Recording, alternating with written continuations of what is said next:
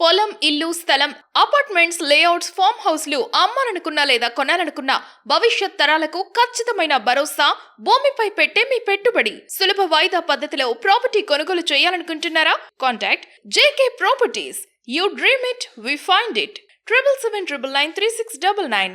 Chicken మటన్లతోనే ప్రోటీన్లు వస్తాయనుకుంటే పొరపాటు. ఈ శాకాహారంలోనూ సమృద్ధిగా ప్రోటీన్లు ఉంటాయి. ప్రోటీన్లు అంటే మనకు ముందుగా గుర్తుకొచ్చేది చికెన్, మటన్, చేపలు. అయితే వాస్తవానికి శాకాహారం తినేవారికి కూడా ప్రోటీన్లు లభిస్తాయి. మనకు లభించే అనేక రకాల శాకాహారాల్లోనూ ప్రోటీన్లు లభిస్తాయి. ఇంకా చెప్పాలంటే కొన్నిటిలో చికెన్, మటన్ కన్నా ఎక్కువ ప్రోటీన్లు లభిస్తాయి. అవును, షాక్ అవుతున్నారా? ఇది నిజమే. మరి ఆ ఆహారాలు ఏమిటో ఇప్పుడు తెలుసుకుందాం. చికెన్, మటన్, చేపలు వంటి ఆహారాల కన్నా ప్రోటీన్లు ఎక్కువగా ఉండే శాకాహారాలు ఇంకా ఎక్కువగా ఉన్నాయి. వాటిలో సోయా గింజలు ఒకటి. 100 గ్రాముల చికెన్లో మనకు 28 గ్రాముల మేర ప్రోటీన్ లభిస్తాయి. అదే మటన్ అయితే 26 గ్రాముల ప్రోటీన్లు లభిస్తాయి. ఇక సోయా గింజల్లో మనకు 31 గ్రాముల మేర ప్రోటీన్ లభిస్తాయి.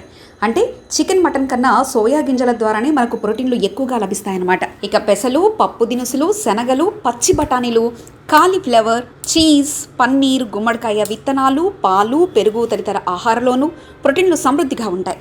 వీటిని 100 గ్రాముల మేర తీసుకుంటే సుమారుగా 10 నుంచి 30 గ్రాముల మధ్య ప్రోటీన్లు లభిస్తాయి. కనుక చికెన్, మటన్ తినని వారు తమకు ప్రోటీన్లు లభించవని అనుకోకూడదు.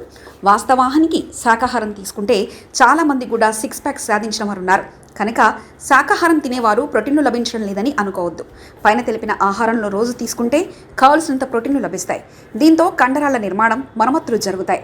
శరీరం ఆరోగ్యంగా ఉంటుంది, శక్తి లభిస్తుంది, జీవక్రియలు సరిగ్గా నిర్వహించబడతాయి.